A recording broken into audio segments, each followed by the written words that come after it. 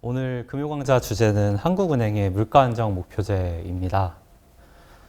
이게 좀 운영 체계에 대해서 이제 얘기를 해야 되는 강의이다 보니까 어떻게 설명하느냐에 따라서 굉장히 범위가 넓을 수도 있고 또 추상적으로 들릴 수도 있는 부분이 많은데 최대한 좀 쉽게 그리고 명료하게 설명을 드리도록 하겠습니다. 그럼 강의 시작하도록 하겠습니다.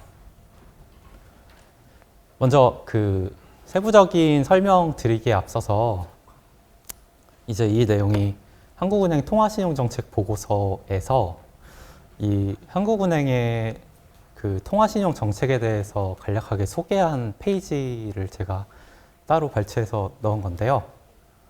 이게 오늘 강의하고자 하는 내용을 굉장히 함축적으로 잘 담고 있어서 이거에 대해서 간략하게 일단 말씀을 드리고 시작을 하도록 하겠습니다. 먼저 첫 번째 문단 보시면 한국은행은 통화신용 정책을 이렇게 물가 안정을 도모함으로써 국민 경제의 건전한 발전에 이바지한다라고 되어 있습니다.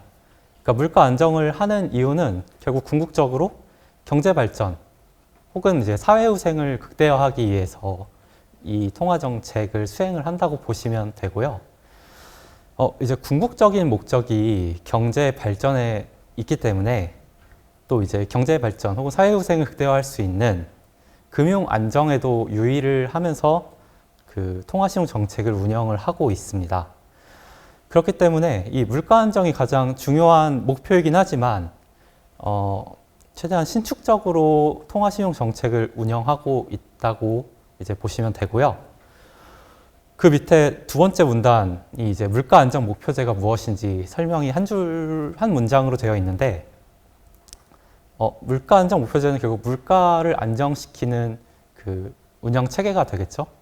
여기서 이제 물가 안정 목표가 소비자 물가를 이제 상승률을 목표로 소비자 물가의 상승률을 목표로 하는데 2% 수준에서 이 목표치를 제시를 하고 있습니다.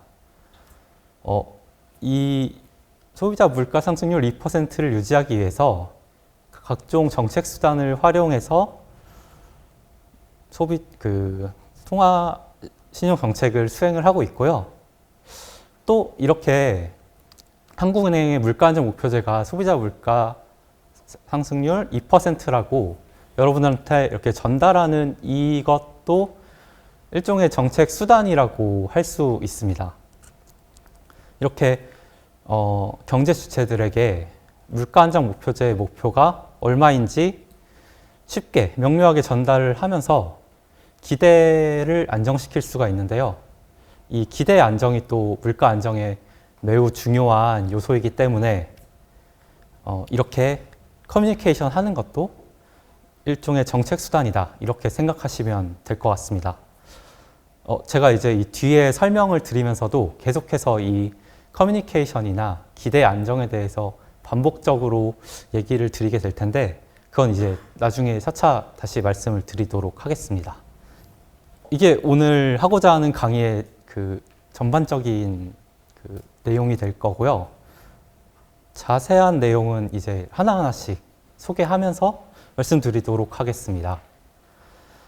먼저 물가 안정 목표제를 수행하는 이유를 좀 더 본질적으로 이해하려면 이 물가가 무엇인지를 알아야 되고 두 번째로 물가 안정이 무엇을 의미하는지 또 물가 안정을 통해서 어떠한 장점이 있기에 물가 안정을 수행해야 하는지를 알아야겠죠. 그래서 이런 물가나 물가 안정이 무엇인지에 대해서 앞에 먼저 설명을 드리고 그 다음에 이제 물가 안정 목표제의 그 전반적인 개념을 좀 말씀을 드리겠습니다. 그리고 이제 마지막으로 이게 물가 안정 목표제를 채택한 나라들이 많은데 그 중에서 한국은행의 물가 안정 목표제가 무엇인지 좀 더 이제 구체적으로 설명을 드리는 시간을 갖도록 하겠습니다. 그럼 이제 먼저 첫 번째로 이 물가가 무엇인지부터 말씀을 드려야 되는데요. 물가 하면은 보통 그냥 쉽게 단순하게 생각해 보면 상품의 가격을 떠올리기가 쉽습니다.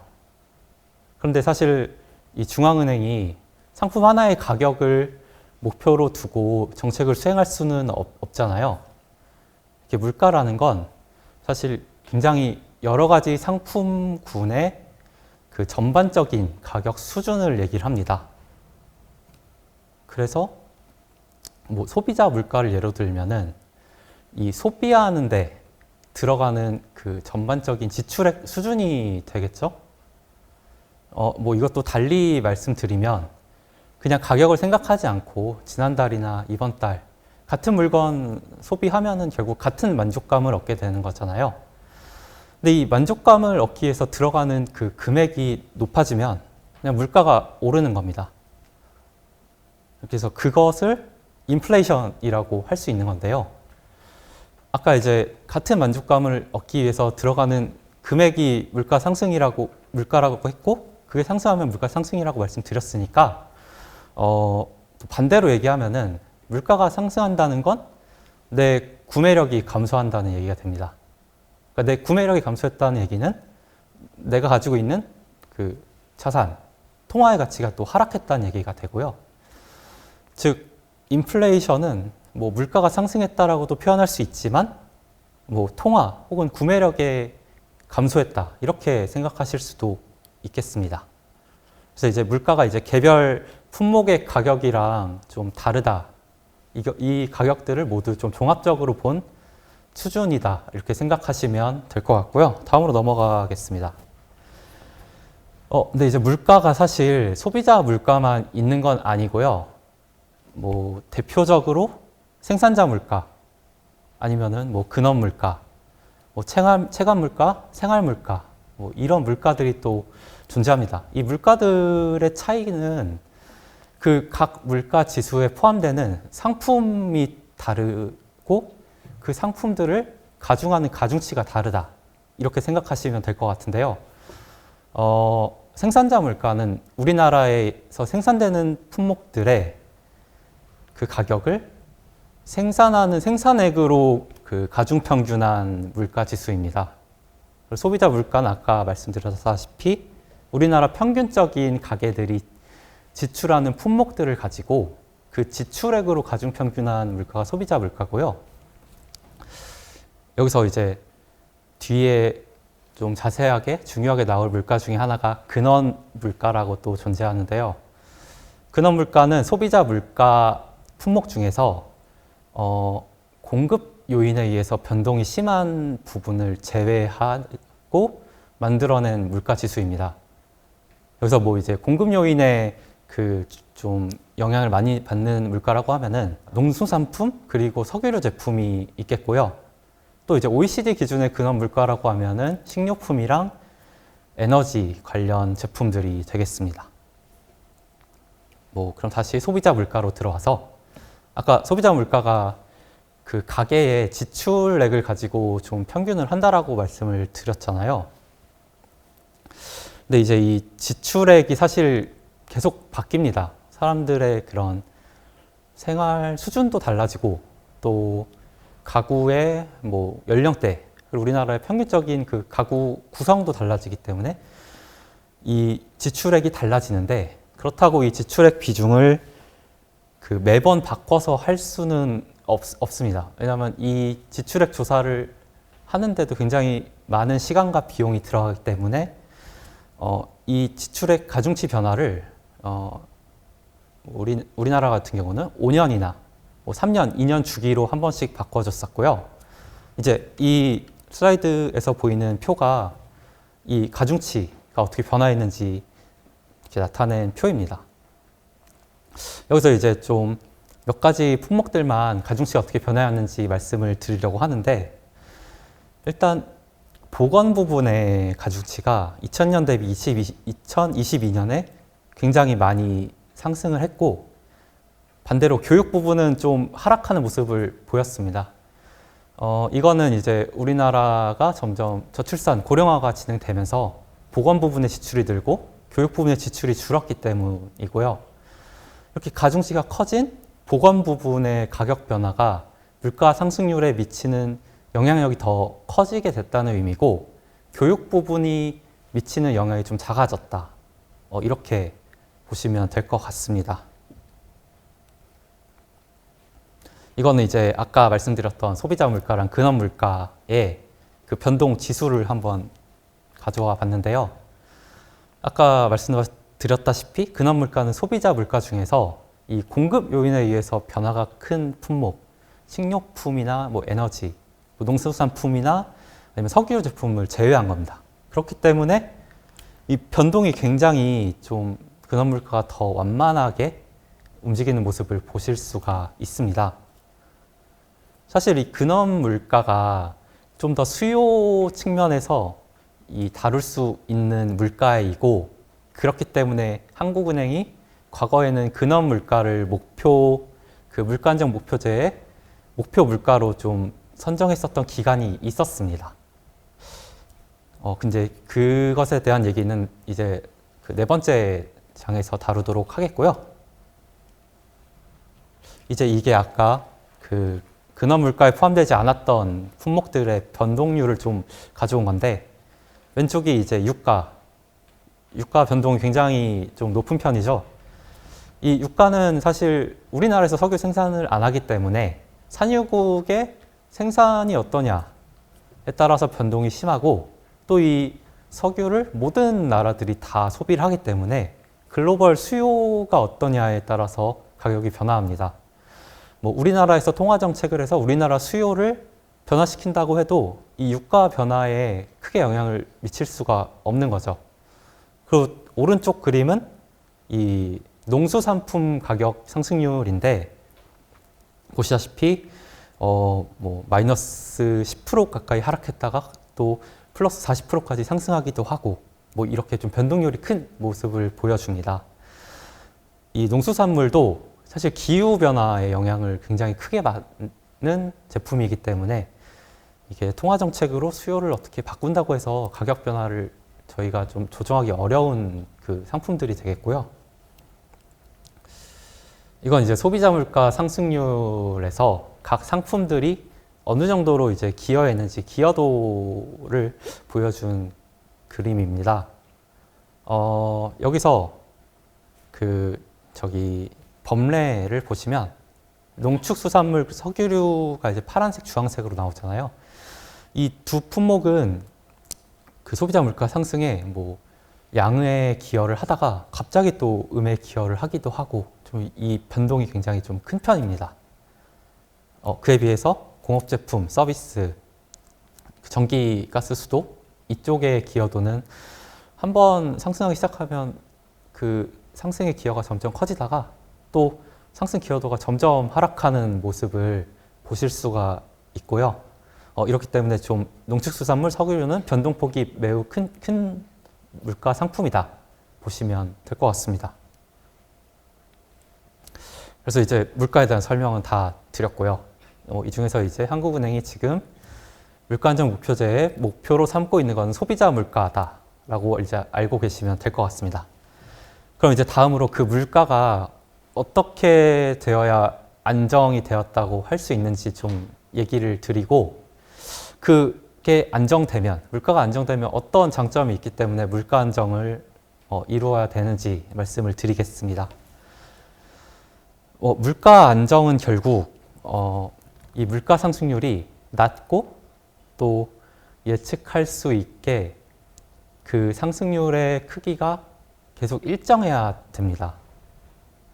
그냥 그 두 가지가 달성됐을 때 물가 안정이라고 하는데요. 그러면 낮은 인플레이션과 안정적인 인플레이션의 장점이 뭐가 있을까요?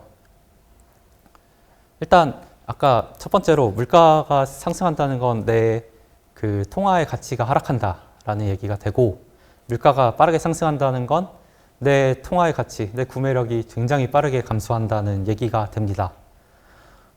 만약에 내가 이번 달에 갖고 있는 내 자산의 가치가 다음 달에 굉장히 많이 하락할 거다라고 우리가 알고 있다면, 뭐 일반 소비재나 아니면 뭐 내구재 같은 거, 자동차 이런 것도 굉장히 지금 사는 게 유리하겠죠. 뭐 이렇듯이 뭔가 구매 계획을 세우고 물건을 언제 살지 결정하는 데 있어서 내가 필요할 때 사지 못하고 최대한 저렴할 때 사자 이런 식으로 인식을 하고 행동을 하게 됩니다. 그렇기 때문에 좀 경제 계획을 세우는데 어려움을 느끼실 수 있겠고요.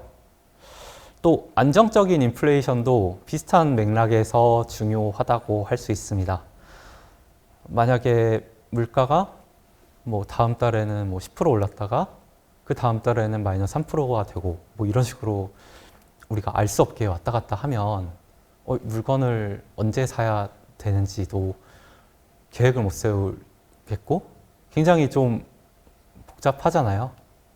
그러니까 이 계획을 세우는데 불확실성이 너무 커지고 이것이 결국 경제에도 영향을 미치게 될 것입니다. 그렇기 때문에 결국 물가 안정을 이룬다는 건 통화의 가치가 좀 천천히 내려가고 동시에 좀 예측하기 쉬운 물가 상황이 돼서 결국 그냥 우리가 생활하는데 뭐 경제활동 하는 데 있어서 물가를 신경 쓰지 않는 그냥 물가에 대해서 별로 생각하지 않아도 되는 상황이 그냥 물가 안정이라고 보시면 됩니다. 그래서 이제 이런 물가 안정에 이루어지면 경제적으로 어떤 장점들이 있을까요? 먼저 물가 안정에 대해서 아까 앞에서 말씀드린 것처럼 경제활동 계획 수립이 되게 쉬워지고 뭐 두 번째로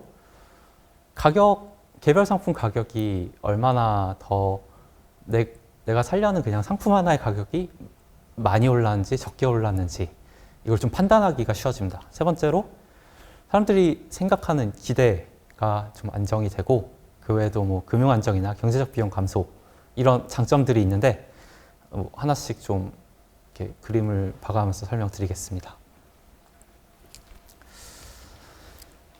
먼저 아까 말씀드렸다시피 물가가 안정돼야지 내가 어떤 물건을 언제 구입할지 계획을 좀 세우기가 쉬워집니다.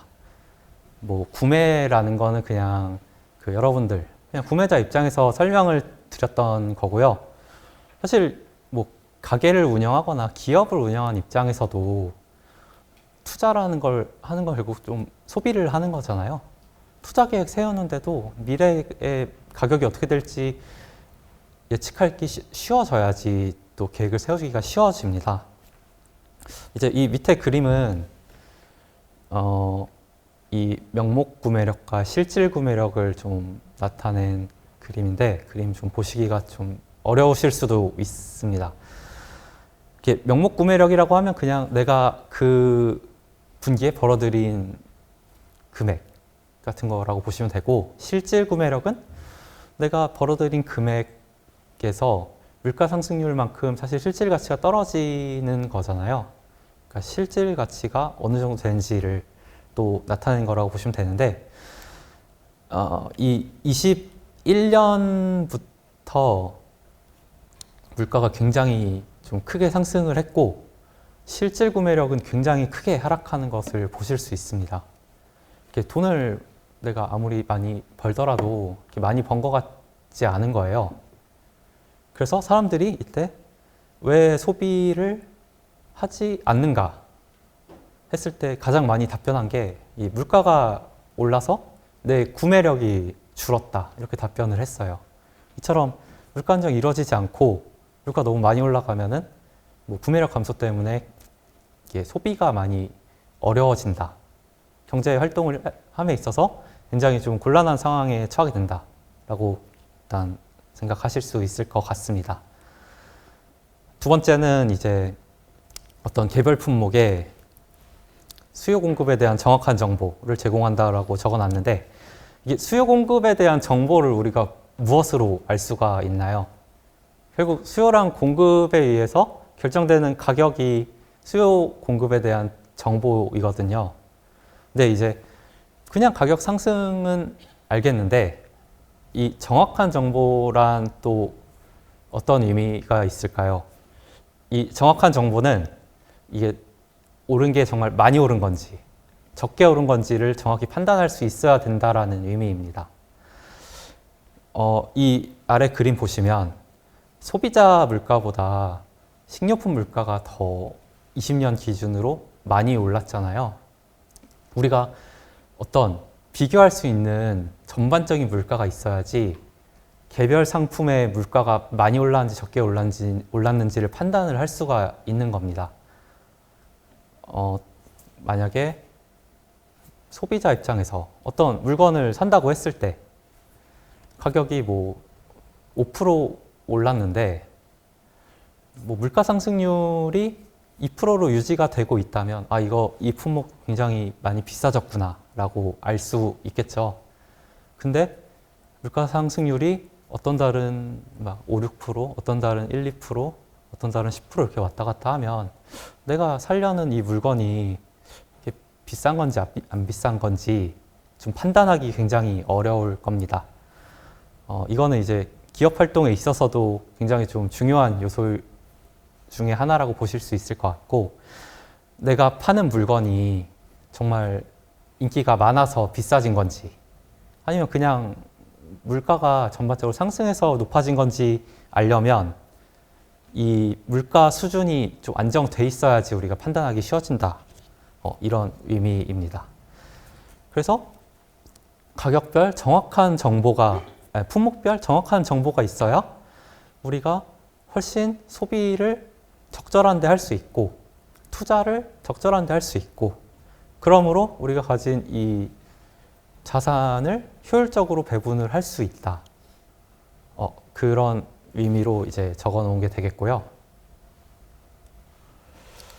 다음으로 뭐 앞에서도 말씀드렸다시피 물가 안정을 하려면 기대 인플레이션이 안정돼야 되는데 또 물가 안정이 되면 기대 인플레이션이 안정이 됩니다.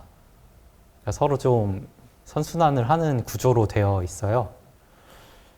한국은행이 물가 안정 목표제로 물가 상승률을 2%로 올리겠다라고 얘기를 하고 또 실제로 그런 물가 안정을 계속 달성해 왔기 때문에 이 사람들 그리고 전문가들의 기대 인플레이션도 시간이 지나면서 다시 2%로 수렴하는 모습을 보였습니다. 그럼 기대 인플레이션 관리가 왜 중요할까요? 결국 아까 말했던 물가를 바탕으로 경제활동을 판단할 수 있다라고 얘기했는데 그 판단은 사실 각자가 하는 거고 각자가 생각하는 그 인플레이션율이 있을 겁니다. 결국 기대 인플레이션을 가지고 경제활동을 결정을 하게 되는 건데 물가가 높게 오른다라고 생각하면 결국 임금을 협상하는 데 있어서도 더 높게 달라고 얘기할 수밖에 없고 뭐 또 기업들도 투자하는데 물가가 높겠네 하면서 영향받을 수 있고 상품 가격을 올릴지 말지도 물가가 높다라고 생각하면 높게 올리게 설정을 할 수밖에 없는 거예요. 결국 기대에 따라서 실제 경제가 또 그렇게 움직이게 됩니다. 그렇기 때문에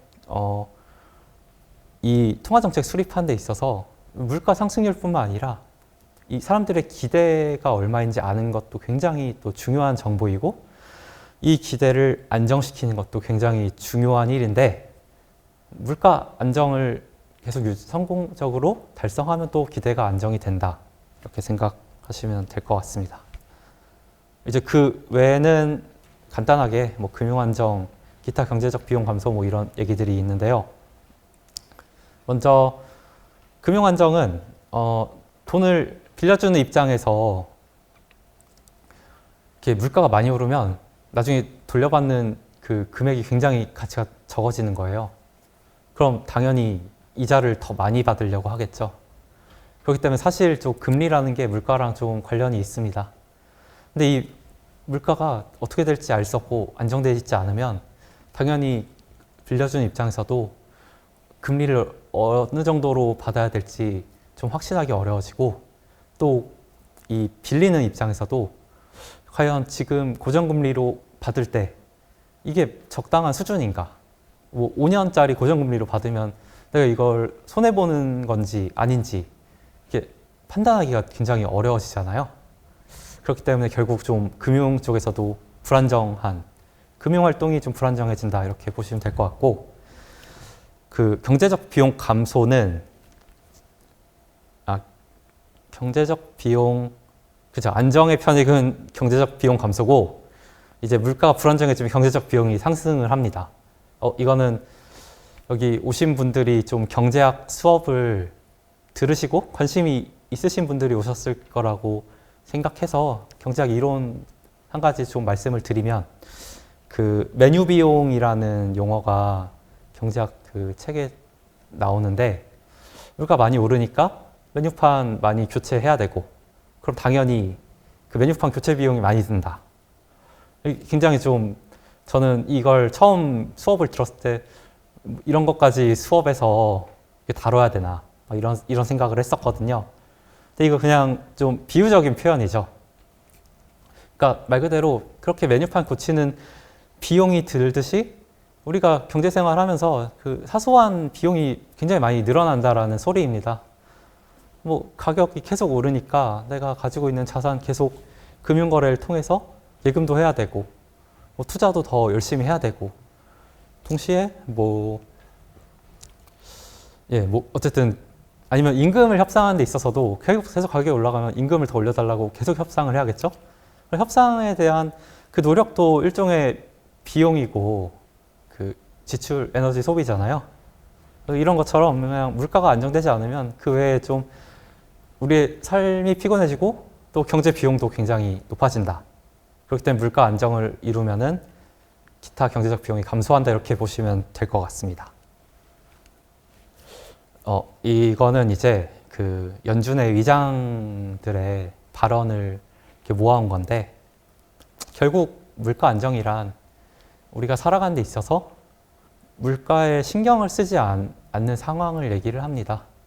그러니까 그냥 평소 생활할 때 물가 안정된 시기에는 물가가 얼마인지 다들 별로 그렇게 크게 신경을 안 쓰고 그냥 생활을 하잖아요. 이런 상황이 정말 그 경제 발전이나 아니면 사회후생을 극대화하는 데 있어서 굉장히 좋은 그 상황이고, 뭐 이것이 이제 물가 안정 상황이다 라고 이제 생각을 하시면 될 것 같습니다. 그럼 이제 물가 안정, 그래서 뭐 물가가 낮게 상승하고 일정하게 상승해야 된다 얘기를 드렸는데요. 그 낮아질 거면 아예 물가가 아예 하락하는 거는 왜 안 되는 건가? 뭐 이렇게 또 생각하실 수 있잖아요. 근데 사실 이 디플레이션은 굉장히 좀 지속적으로 발생을 하고, 한번 시작되면 계속해서 나타나게 되고, 이게 또 경기 침체를 유발을 할 가능성이 있습니다. 물가 만약에 하락한다고 하면 여러분이 뭐 당장 먹고 소비하는 소비재들이 뭐 소비할 수밖에 없으니까 계속 구매를 하겠지만, 자동차나 핸드폰 같은 좀 오래 쓸 수 있는 내구재들은 뭐 지금 살 필요가 없잖아요. 그럼 계속 뒤로 미루겠죠. 그 다음 달이 더 저렴하면 다음 달에 사면 더 저렴하게 사니까. 그러니까 일단 가게가 소비를 미루게 되고, 기업도 굳이 설비를 사는 걸 지금 할 필요가 없습니다. 좀 더 뒤로 미뤄도 되겠죠. 이렇게 지금 당장에 소비랑 투자가 줄어들면 경제의 그런 수요가 감소를 하고, 그러면 또 가격이 다시 또 내려가는 현상이 나타납니다. 그리고 이제 두 번째로, 실질 임금이 좀 상승하게 되는데요. 기업 입장에서 내가 파는 물건 가격이 내려가는데, 임금은 사실 내리기가 쉽지가 않아요. 임금을 올리는 것도 협상이 필요하고 임금을 내리는 것도 협상이 필요한데, 임금 올리는 협상은 좀 더 노동자와 그 경영자 간에 협상이 잘 이루어지지만, 내린다고 하면 설명을 굉장히 많이 해야 됩니다. 우리가 내리는 이유가 무엇인가? 그래도 잘 받아들이지 않겠죠? 그렇기 때문에 이 명목임금 자체가 굉장히 경직적이에요. 하방 경직적. 근데 그 물가가 내리면은 기업이 판매하는 뭐 매출도 내려가고, 근데 뭐 임금은 그대로면 실질 임금은 상승하게 되는 거고 비용이 커지게 되는 겁니다. 그럼 이제 뭐 기업을 운영하는 입장에선 어려워지는 거죠. 이렇게 어려워진 기업 중에서는 좀 문을 닫게 되는 경우들도 있을 수 있고요. 문을 닫게 되면 실업도 발생하고 뭐 생산도 줄어들고 또 수요가 감소하고 이렇게 침체가 연쇄적으로 일어납니다. 그렇게 되면 또 물가가 하락할 수 있는 거고 그렇게 사람들이 앞으로 물가 계속 하락할 거라는 그 믿음 때문에 또 그것 때문에 경기 침체가 일어나겠지라는 생각이 실현되면서 계속 물가 수준이 하락하고 경기 침체가 유발이 되는 거예요. 그렇기 때문에 디플레이션 상황은 최대한 안 나타나도록 방지를 해야 된다. 그래서 물가 안정은 그냥 낮은 수준에서 상승하는 정도가 물가 안정이다. 이렇게 생각하시면 될 것 같습니다. 여기까지가 물가가 무엇이고 물가 안정 왜 해야 되는지에 대한 설명이었다면 이제 중앙은행이 물가 안정을 어떻게 달성하는지 얘기를 드리도록 하겠습니다. 저도 약간 학생일 때는 물가 안정 목표제 딱 들으면 중앙은행이 당연히 물가 안정을 목표로 하는 곳 아니야? 그럼 물가 안정 목표제는 당연히 중앙은행이 해야 되는 그런 거를 그냥 개념적으로 얘기하는 거 아닌가?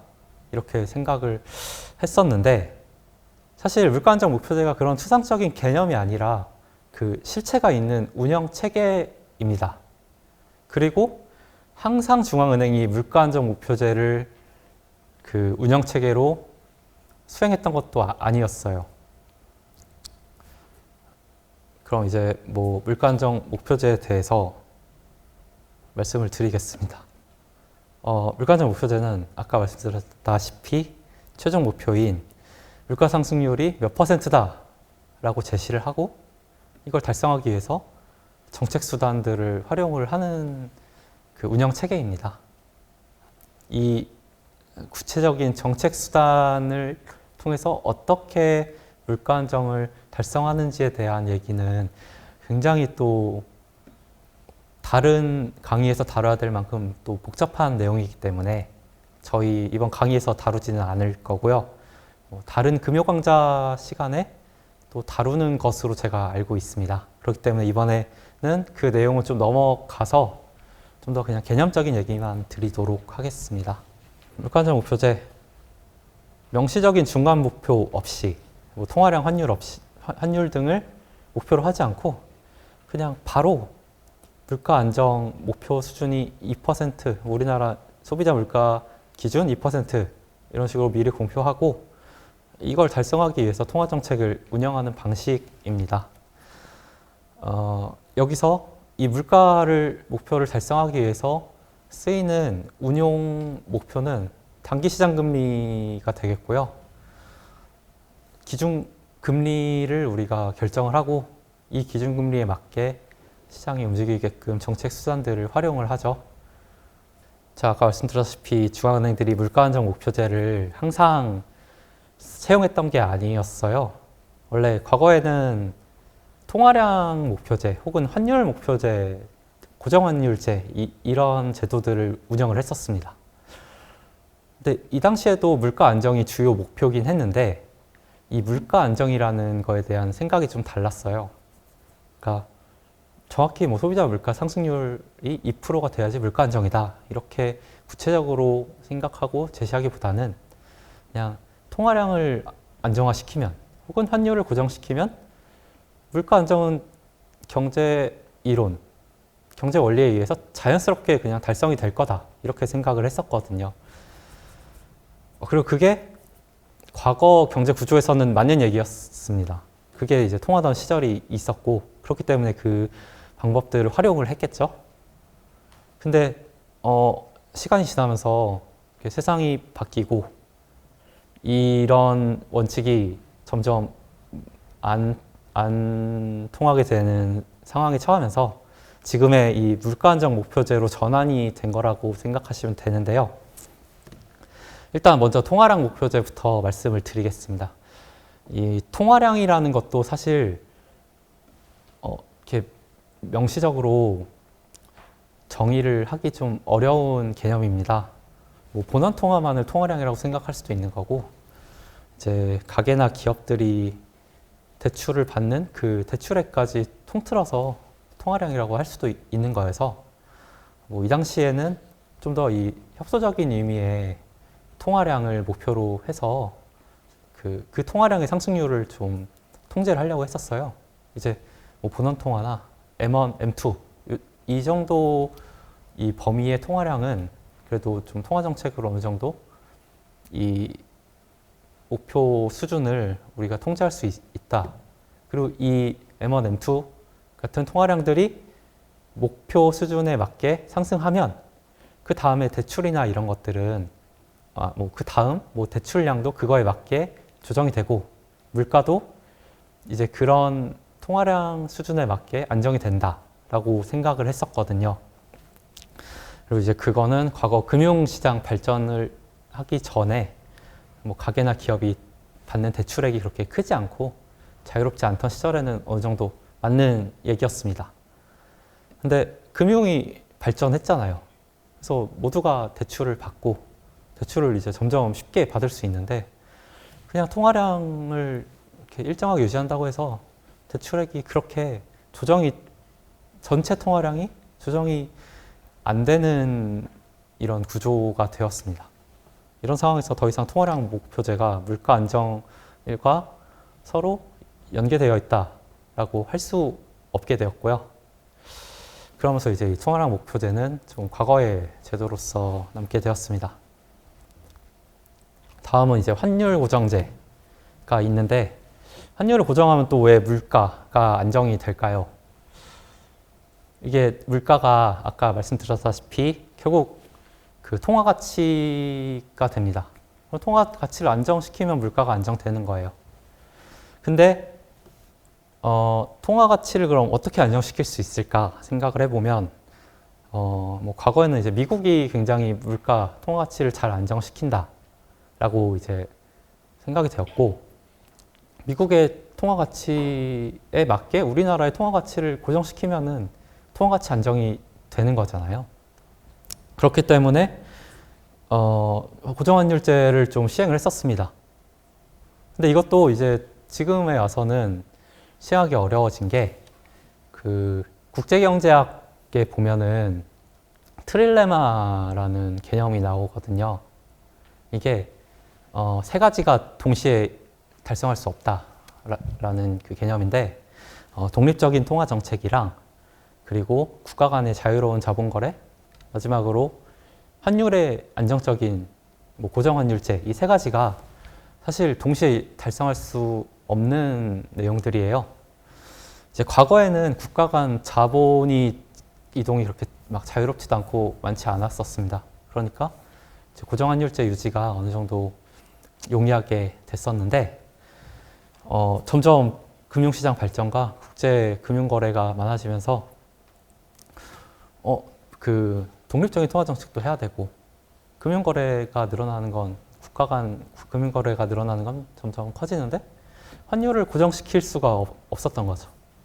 환율을 고정시킬 수 없으니까 자연스럽게 고정환율제도 좀 폐지를 하게 됐습니다.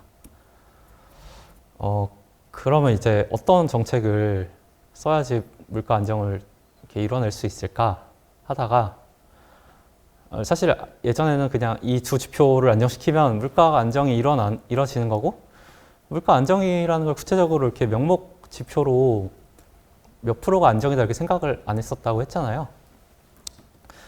그리고 이제 또 과거에는 그 필립스 커브라는 개념을 혹시 아시는지 모르겠는데 이렇게 물가 상승률이 높으면 오히려 실업률이 좀 낮아진다라는 그런 좀 경험이 있었습니다. 실증적으로 그렇게 좀 나타났었고 그렇기 때문에 오히려 좀 물가 상승률을 높게 유지를 하는 거를 용인하기도 했었는데 이제 이것도 좀 경제 규조가 바뀌면서 더 이상 높은 물가 상승률이 낮은 실업률을 그렇게 보장하는 게 아니게 됐어요. 그러면서 그것보다 그냥 물가 상승률 자체를 안정시키는 게 오히려 편익이 크다라는 생각이 이렇게 나타나게 됐고 그래서 지금의 물가 안정 목표제가 시행되게 됐습니다. 90년 뉴질랜드를 시작으로 이제 많은 중앙은행들이 채택을 했고 우리나라도 이 외환위기 겪으면서 98년도에 도입을 하게 되었습니다.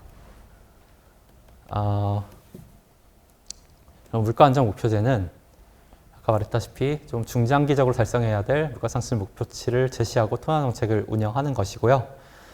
여기서의 목표는 뭐 대부분 중앙은행들이 물가 안정을 최우선 목표로 하는데 뭐 한국은 금융 안정도 유의하면서 운영을 한다라고 되어 있고 미국은 뭐 완전 고용 같이 좀 다양한 목표를 이렇게 병행해서 수행을 할 수 있습니다.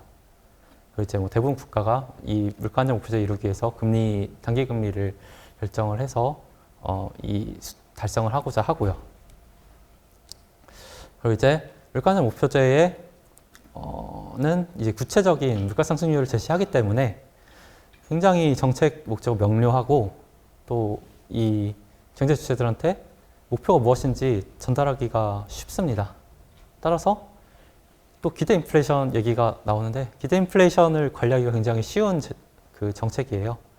그렇기 때문에 기대 인플레이션이 안정되면 또 물가 안정이 이루어진다. 예. 그리고 이 기대 인플레이션 관리가 또 너무 중요한 부분이기 때문에 결국 신뢰성을 많이 확보를 해야 됩니다. 신뢰성 확보에는 여러 가지 그 장치들이 있는데 먼저 중앙은행의 독립성. 이거는 중앙은행이 물가 관리에만 몰두할 수 있게끔 그 독립성을 보장해 주는 거고 만약에 독립되어 있지 않고 다른 기관에 종속되어 있다 하면은 그 다른 기관 혹은 다른 주체의 목적에 맞게 통화 정책을 하게 될 수도 있고 그럼 사람들이 뭐 물가 상승을 위해서 통화 정책을 한다라고 믿지 않을 수도 있어요. 그렇기 때문에 독립성이 일단 첫 번째 중요한 요소이고 독립성을 이루기 때문에 또 그거에 대해서 책임이 많이 필요하잖아요. 그래서 물가 안정 목표에 대한 책임과 이 책임을 위한 설명, 투명한 설명이 굉장히 또 중요한 요소가 됩니다. 한국은행 물가 안정 목표제에 대해서 이제 말씀을 드리겠습니다. 먼저 우리나라 한국은행의 그 물가 안정 목표제에서의 목표는 소비자 물가를 이렇게 목표 대상 지표로 하고 있고요. 운영 목표는 이제 한국은행 기준금리를 몇 프로로 뭐 하겠다 이런 얘기 하죠. 그리고 이 기준금리 몇 프로를 달성하기 위해서 공개시장 운영이나 여수신제도, 지급준비금 등의 그 정책을 활용을 합니다. 이게 이제 우리나라가 물가안정 목표제 98년에 도입한 이후에 이 기준지표랑 목표 적용기간 어떻게 변해왔는지 나타낸 건데 뭐 처음엔 소비자 물가 지수를 목표로 했었어요. 이게 당연히 그냥 그 소비자가 체감하는 물가이니까.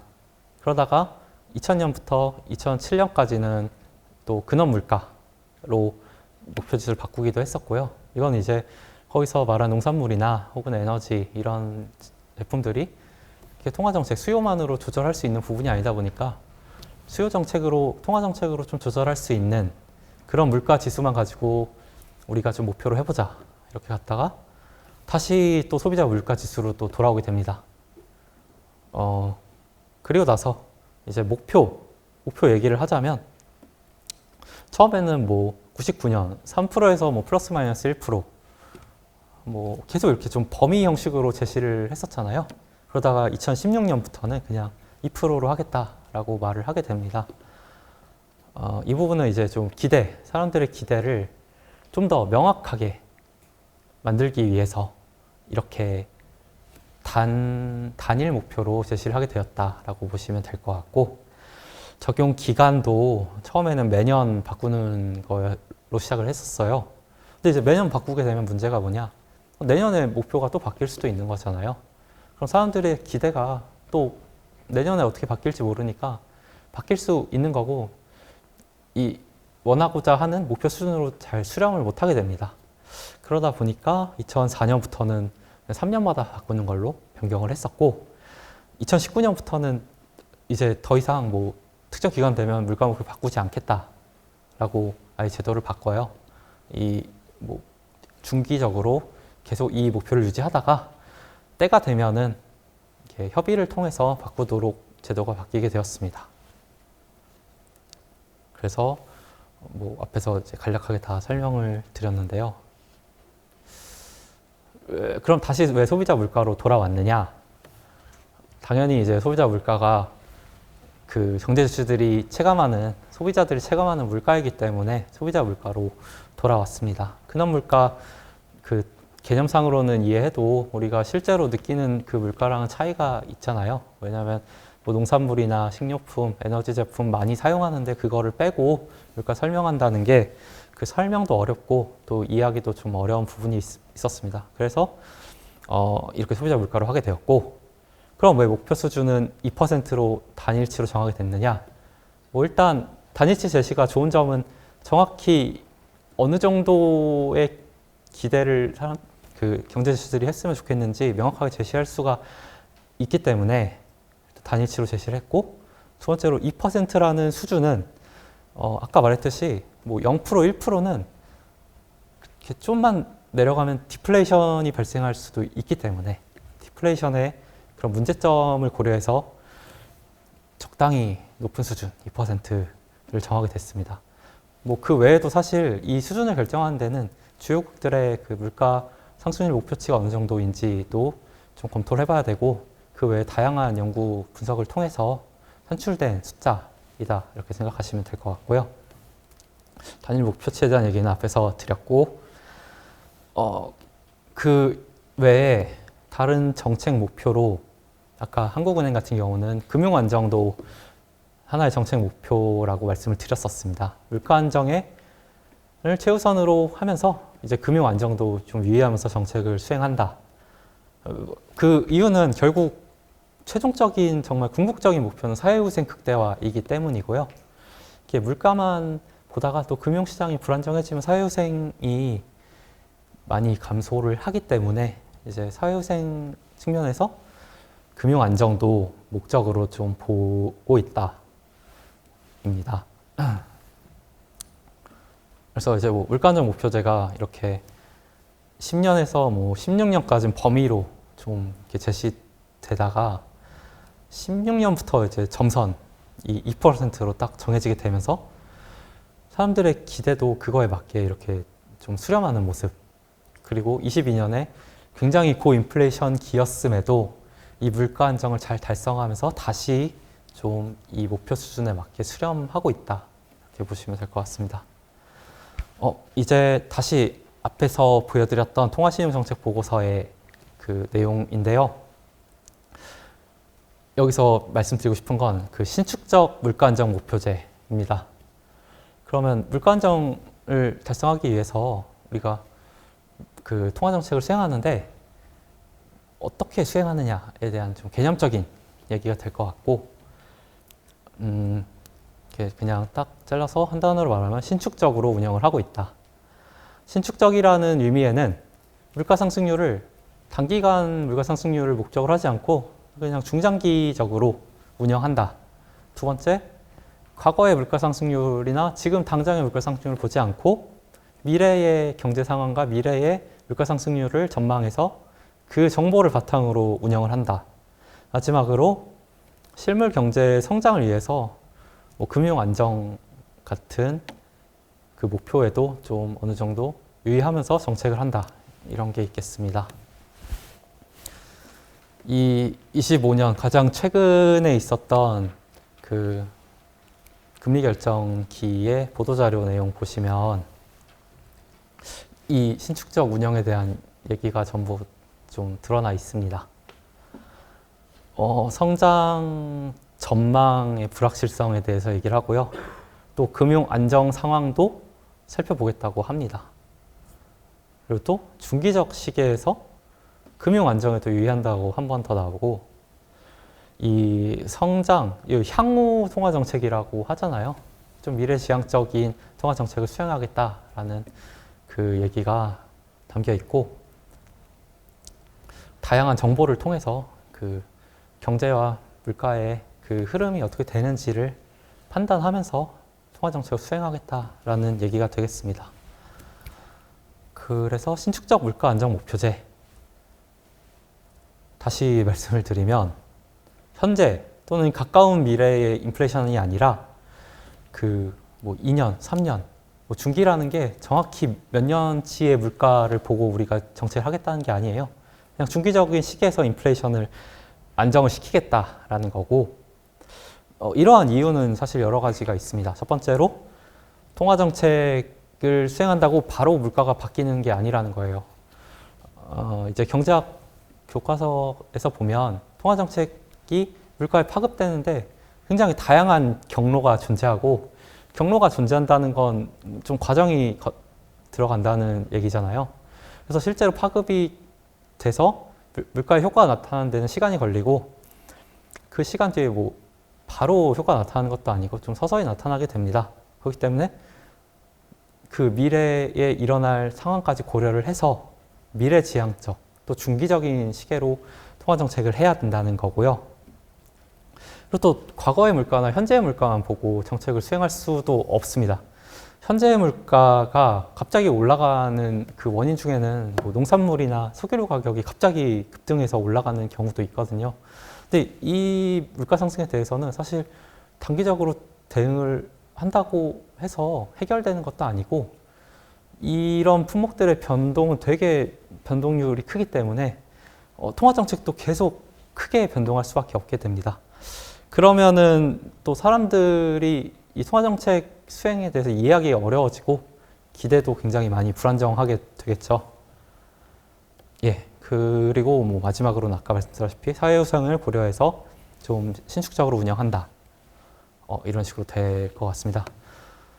이 부분은 저희 한국은행에서 이제 나온 연구 분석 결과를 좀 예시로 갖고 온 건데, 물가 안정이 안 이루어지면은 이렇게 사람들이 물가에 대해서 관심을 많이 갖게 돼요. 그러니까 물가 안정은 물가에 관심을 안 갖는 상황을 말하는 거고, 물가가 불안정해지면 관심이 굉장히 많아집니다. 그럼 관심이 많으면은 실제로 또 물가가 상승하고 하락하고 이렇게 변했을 때 기대가 또 빠르게 맞춰져서 바뀌게 돼요. 그러니까 우리가 한국은행이 원하는 건 그냥 2% 수준에서 기대가 안정되는 건데, 그러니까 경제 지표들이 물가 상승률에 대해서 크게 신경 쓰지 않고 그냥 2% 당연히 2% 수준이겠지라고 생각하게 되는 건데, 물가 안정을 못 이루어서 기대가 커지면 계속 그 진짜 물가 상승률에 맞춰서 기대가 변하게 됩니다. 그렇기 때문에 이 신축적 운영을 하더라도 물가 안정 목표제를 달성하지 않으면 기대 인플레이션이 굉장히 불안정해지고 결국은 이제 물가 안정을 이루는 게 어려워지게 되는 거예요. 그렇기 때문에 당연히 중앙은행은 물가 안정을 계속 최우선 목표로 두고 운영을 해야 되는 거고요. 신축적으로 그리고 또 독립성을 갖고 이 통화정책을 운영하기 때문에 굉장히 좀 책임이 따릅니다. 그 책임을 져야지만 또 그 중개 주체들이 한국은행이 이 신축적 운영을 함에 있어서도 물가를 최우선으로 두고 하고 있구나로 믿을 수 있게 되는 거고요. 그래서 2회 이상, 연 2회 이상 통화신용정책 보고서를 발간해서 통화정책 운영을 이렇게 해왔다라는 걸 설명을 하고 뭐 국회에 제출을 합니다. 그리고 그 외에 연 2회, 뭐 6월, 12월에 현재까지의 물가 상황에 대해서 또 설명을 하고 총재님이 기자간담회를 통해서 계속 지속적으로 좀 설명을 하고요. 그 외에도 금리 결정 때마다 총재님 기자회견 통해서 물가 상황 왜 이런지 전부 설명을 하고자 하고, 정책 수행을 왜 이렇게 했는지에 대해서도 전부 얘기를 하고자 합니다. 뭐 이런 정보는 기자회견뿐만 아니라 뭐 위사록 공개 등을 통해서도 이제 커뮤니케이션을 하려고 하고, 국회에서 만약에 질문이 들어오면 출석하고 답변을 하고 있습니다. 그리고 또 2년 주기로 이렇게 제도가 이게 제대로 이루어지고 있는지도 기획재정부, 정부랑 같이 협의를 해서 검토를 하고 있고요. 그를 통해서 그 결과를 또 공개를 하고 있습니다. 그럼 이제 여기까지가 물가 안정 목표제에 대해서 물가랑 물가 안정이 뭔지 설명드리고, 물가 안정 목표제의 전반적인 개념 설명하고 한국은행의 물가 안정 목표제까지 좀 디테일하게 말씀을 드렸는데요. 이거는 물가 안정 목표제에 대한 그 해외 평가입니다.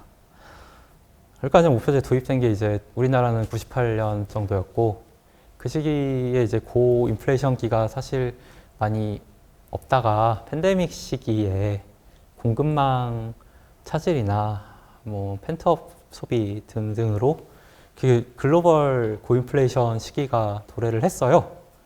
이때가 사실 물가 안정 목표제를 평가할 수 있었던 그 좋은 시기이기도 한데, 결과적으로 물가 안정 목표제 도입했던 많은 나라들이 물가 안정을 이루어냈고 또 사람들의 기대도 안정을 시켰습니다. 그리고 뭐 그렇게 정책을 수행하는 과정에서 경제적 비용이 크지 않았었고 성장을 많이 이룬 나라들도 있었고요. 그렇기 때문에 이 물가 안정 목표제가 굉장히 이렇게 실효성 있고 유효한 제도라는 것을 우리가 좀 경험적으로 입증할 수 있게 됐고, 그래서 이제 다양한 뭐 다른 기관들이나 뭐 ECB 총재 분도 이 물가 안정 목표제에 대해서 긍정적으로 평가하면서 앞으로도 이 물가 안정에 대한 약속이 변함없이 유지돼야 된다라는 식으로 이제 평가를 하게 되었습니다. 그래서 이제 여기까지 모든 강의를 마치도록 하겠고요. 지금까지 이제 들어주셔서 감사드립니다.